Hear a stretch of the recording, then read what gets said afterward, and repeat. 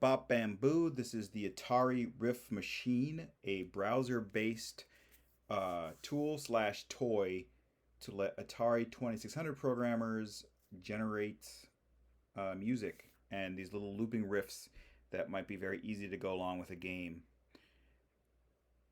If you don't know much about Atari music, it might seem really confusing at first. I've tried to put some instructions up here, a little bit more information and resources if you're new to all this. But basically, there are two voices that the Atari have, and those are represented by these two grids where we can place notes. Each of those voices can use a different set of the sounds that an Atari can possibly make. I'm very partial to this one with blues and drums.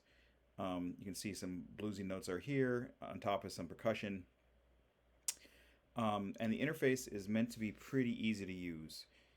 For now, I'm just going to use place notes because I don't actually, or I'm going to use just sound because I want you to hear some notes, and then so I can talk about envelopes because each of these envelopes represents how the Atari hits the sound and then backs off. If it's one of these ones, it's just a solid sound on and off.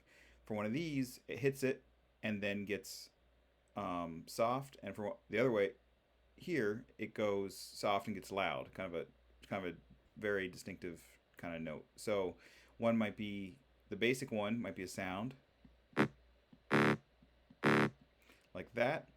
A an envelope descending would be like that, and then you can another neat tone by going like this. It kind of builds. So there are two of those voices, like I said, and you can also set how many beats each riff is going to last. So I'm just going to do a simple blues scale walking up and down. Probably use a regular envelope here and just place notes that I kind of know. Oops, going to hit place notes first. So there's that note, then the D sharp slash E flat, then the F, F sharp, G, F sharp, F, and back to the D sharp slash E flat. So that's a nice little riff, and then when I want to hear it, I can just hit start playback. It's pretty good. On the other one, I'm going to do a little percussion. So right now it's on keyboard mode. These are the pure notes the keyboard makes. I'm just going to hear what these sound like just for a second, even though I'm not going to use them. That's not bad, but I want something that sounds a little bit more drum-like. Probably going to go back to my basic drums here. And I'm going to go to place note.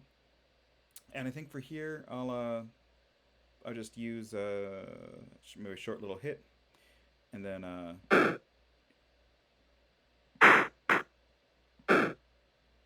so I'm going to quantize it. You can see it's only letting me put it on the beat, and I want to put it maybe on the half beat here. So I'm going to, put it there. Now you will note that each voice can only do one thing at a time. So if I put a note here, it erases where it was before to get to the note that I actually want. So I think this is about the rhythm I want, and now I'm going to just play them both back.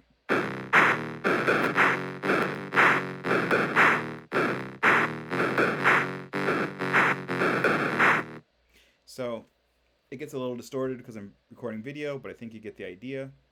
Once that's done, down here, I can generate the Atari basic code, which is here to be copy and pasted into the editor of your choice.